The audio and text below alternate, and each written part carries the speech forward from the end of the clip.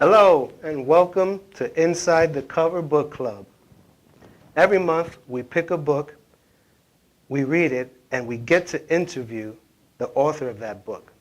And this month, we're interviewing Joseph Watson, and his book is called First Principles of Investing. But first, let me tell you a little bit about Joseph. He's not only an author, but he's also the owner of Currentofcurrencies, LLC. That company provides financial education, business literacy, and community development. He also runs a podcast with the same name, and he interviews local business owners, artists, entrepreneurs, and community leaders. I actually got to meet Joseph at his meetup, the Mercer County of New Jersey Business Network, and that network supports local businesses and creators of New Jersey. So Joseph, thank you so much for being on my show, and we're looking forward to hear about what's inside the cover of your book. Absolutely, yeah. And after you coming on my podcast, I had to return the favor, so I'm glad to be here. Same here. I really, really appreciate it. So why don't you tell us about why you're so passionate about finance, and why did you write this book? Yeah, well, the topic of money has somewhat of a stigma to it, and I've noticed not only with myself, but with people that I've grown up with, it's not always that everybody gets the education of finance in general, and I see it to be such a problem, especially as people get older, and they tend to only get those skills as they grow older, really. So I thought, as I'm learning these skills myself, I started on this journey probably about 4 or 5 years ago, like heavily in investing. But I wanted to make a system that could be put into school systems. I think that we can teach ourselves at this age or whatever age you are, but I think it would be finance would be a lot easier if learned from a younger age, maybe 6th grade starting at, and then moving forward throughout school, and then also have it implemented in school. So I wrote a textbook, and I'm currently working with Mercer County teachers and hoping to get it implemented in curriculum in schools so that it can be a cornerstone rather than an extra skill that we learn in classes. That is so true. I know for myself, growing up, I didn't get a lot of financial literacy growing up. Yep. I didn't see it in my family. I didn't see it in my neighborhood. The schools didn't teach anything. Mm-hmm. So unfortunately, I started very late in understanding how money works and how to invest. And that's the unfortunate part. And the cycle that you'll see even generationally is people won't have these skills inducted into them throughout their lives, and then that passes down the next generation and so on and so on. Luckily I came from a family that was not too heavy on teaching me, but teaching me the broader side of it. But I definitely had a better understanding than most. But I never understood why it wasn't something that was more openly talked about and seen as kind of a bad thing to talk about money and finances. And that's a stigma I think that all communities need to break, as understanding your finances is the only way that you get through life. That's true. And I encourage all the listeners today, a lot of times we avoid books about money, making money, understanding money, but really Joe's book is almost like an encyclopedia of the terms of investing. And it's a great way to start, to learn certain terminology, to start your journey to learn more and more about investing. But Joe, what is the simplest way to start on the road to investing? So I always think of it from the ground up. My book is called First Principles of Investing because it literally teaches you from the foundation the simplest things that you should know. And again, I wrote this to tailor to younger ages, so it's not a hard read, though there is a lot of information packed into it. So one thing that I would definitely say, and I just want to follow up on what we were talking about before, you can kind of shy away from those money books and things that will honestly help you with understanding finances. And a lot of people will take that step back and say, I don't want to like do this. And what I always tell people is, if you don't learn to do it sooner than later, that investment that you're not making is going to end up hurting you a lot more than if you start doing it and try to move forward. But how do we get started? So I always tell people that investing isn't something that you jump into, and it's definitely something that you need to kind of take the slow walk into the deep end with, depending on what you're trying to achieve with your investments. I always start with budgeting. Budgeting is so core, and a lot of people just don't implement it in their everyday life. And it's a very simple and easy thing to do. So I always tell people, and I have this in my book, start with a budget, figure out what you're spending money on, figure out what your assets and liabilities are. And by those, I mean assets are something that is helping you appreciate your net wealth over time, and a liability is something that's taking away from that money that's coming in every month. So once you find that balance of, really I should say, once you find that comfortability where you are making more money than giving it up each month with bills and everything that you have to live your life about, you can start a savings account, and with that savings account you can take a portion of it and then start investing. Right. I think that's a great point. The road to financial freedom has to start out small. Absolutely. It's a long journey, but you have to start with baby steps. Yes. And once you understand how you're spending your money, like you said, budgeting, Mm-hmm. then you could understand the best ways to use the money that you do have. A lot of times we look so far ahead, we don't follow the basic rules of finances to make sure we're not overspending on some things or underspending or investing money in things we shouldn't, like maybe a brand new car or a brand new house. So that pair of sneakers that you want, even. Right. Something as small as that, even. Right. Sometimes the things we hold back on early will help us and build momentum so we can do more investing in the future. Absolutely. And unfortunately, we live in a day and an age where it's almost impossible it's almost impossible to not get by unless you're investing. So it's something that is going to be needed throughout your life, especially your adult life. Definitely. Now, you spoke about trying to teach young ones Mm-hmm. budgeting. How would you help a young person understand the importance of money and how they should budget their money? Yeah, and I think that goes back to the family aspect of money and finances being something that's kept tight. Again, I had parents that were a little bit more open and showed me the ropes of like what money is, like why we have money. And with my system, I understand, or I explain to people what money is in the sense of why we have it, how our society is wrapped around our cooperation using it. And I think explaining those simple things, especially to the younger generation, is going to open up a lot more pathways to them managing it better in general. Just understanding what a currency system is going to be one of the most beneficial things that you can teach to your child, because life is transactions.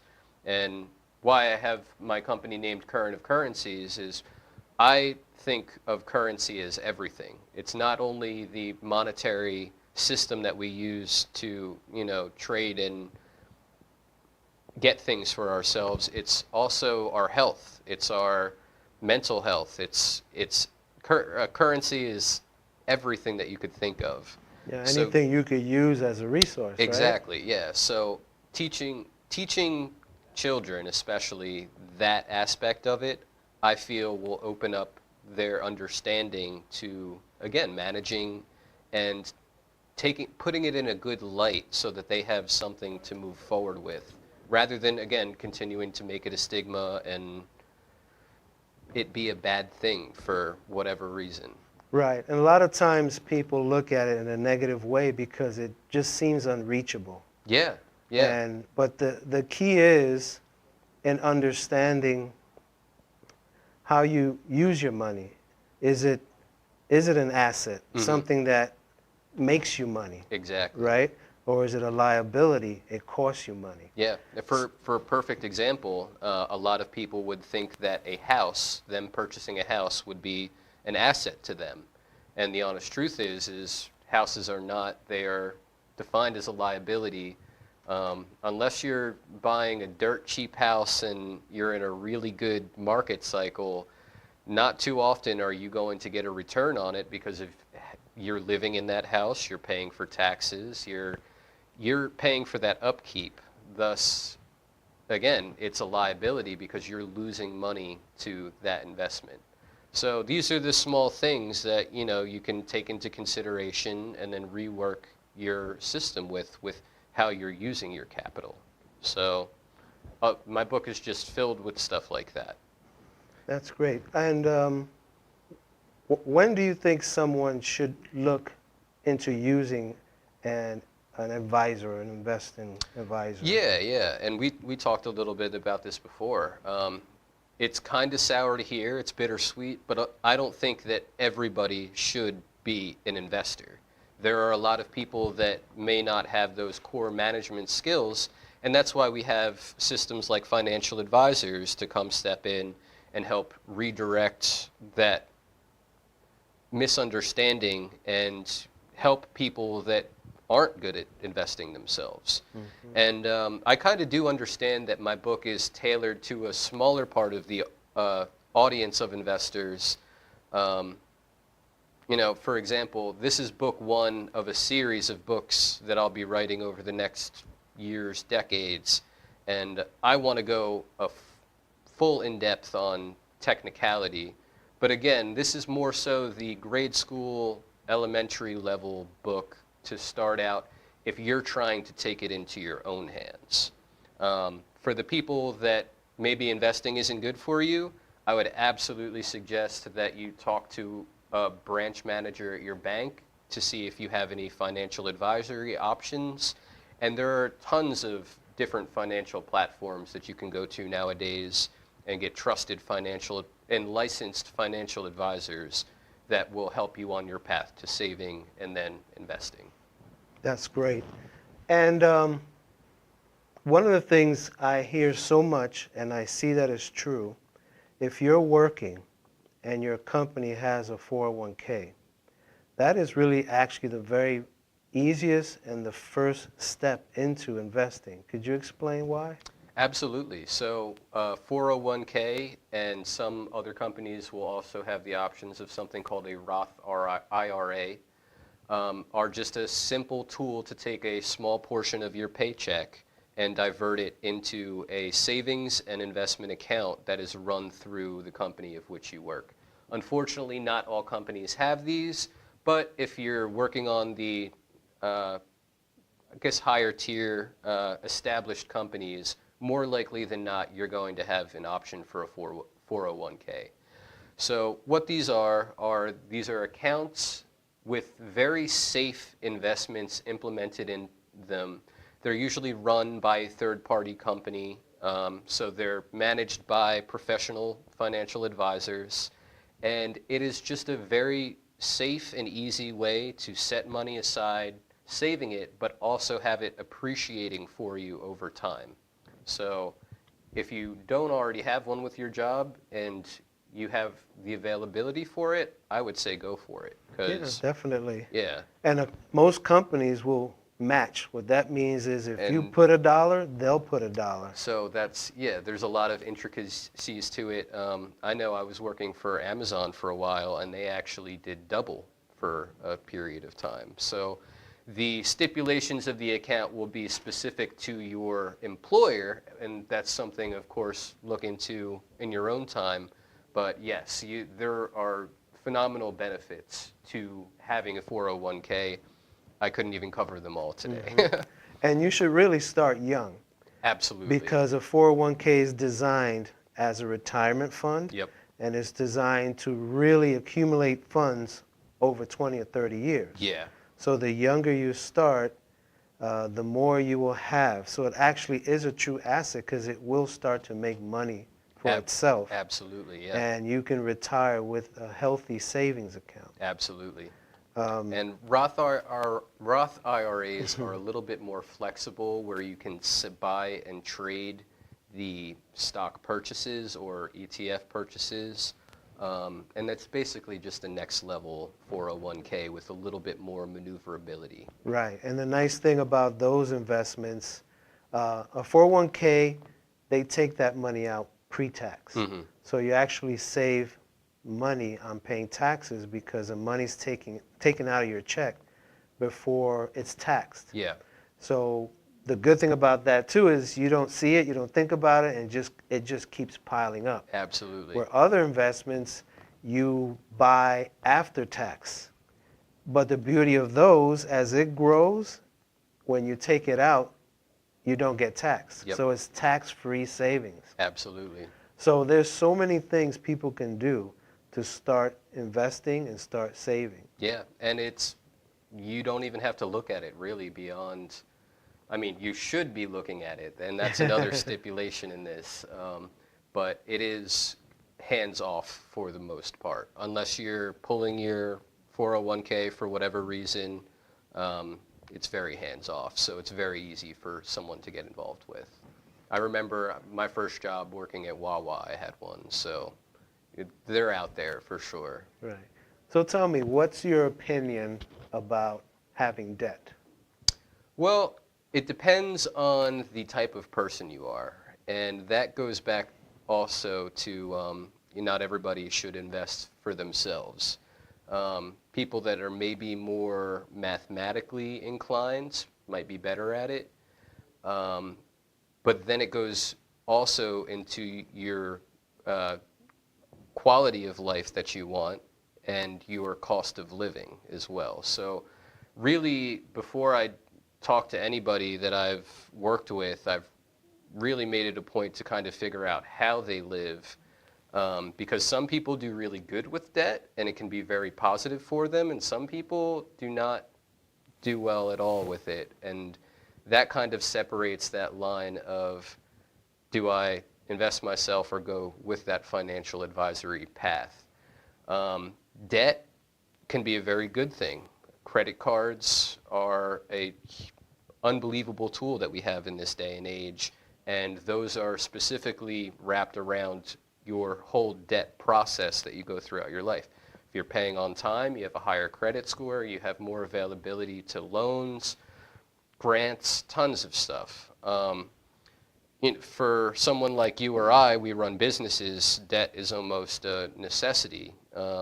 But for the average person, let's say, who may be watching this podcast and wants to learn something, I wouldn't jump into it immediately, but there are good circumstances to have debt.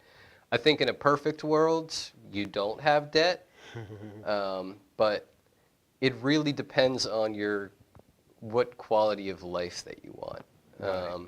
It's a lot of choices that have to be made. For sure, yeah. Because debt, on a business level, debt can make you money. Exactly. But on a personal level, debt can cost you money. Yeah, I mean, the old analogy goes back to, like, do I go to college or not? Am I going to spend $40,000 or $50,000 in 4 years? That's debt in itself, and a lot of people, unfortunately, do get stuck paying that out the rest of their lives. And again, I think that goes back to them misunderstanding the principles of financial literacy. I think if they managed their time and money better through a lot of the practices that I teach in my book, they would have a lot more outs to get rid of that debt, especially if they aren't someone like you or I who were using it to our advantage. Right. And the audience should know that usually the financial rule is you try to get rid of your debt so you can start saving more. Mm-hmm. Because then as you start saving money, your money's not going all to your expenses, Absolutely. right? Usually the first level of financial independence is you're kind of living check to check. Mm-hmm. You're young, you're underpaid, you're trying to learn skills, you're trying to increase your salary. Yep.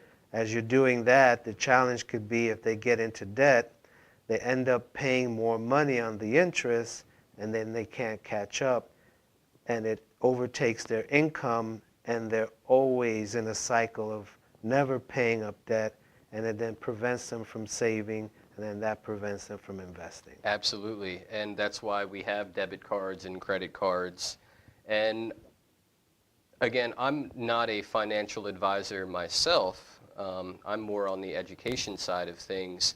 Credit cards, going back to it, are a hit or a miss with people. Right. You have to be very careful. Unfortunately, sometimes they do get abused, and then you get caught in a vicious cycle. And again, it goes back to why we're here, trying to get people to understand these things so they don't get trapped in those bad habits and, unfortunately, lifestyles. So Joseph, isn't it true you also will consult and train people on finances? Yes. So I am not a financial advisor in the sense of I'm not going to tell you what stocks to pick or anything like that.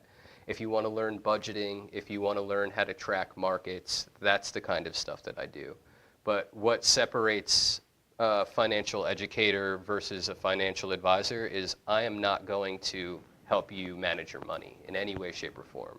And I'm not licensed to do so, though I am currently taking the steps to get licensed, maybe in another couple years probably. I'm an educator of just the skill sets needed rather than me having my hands on the money telling you what to do to increase your profits.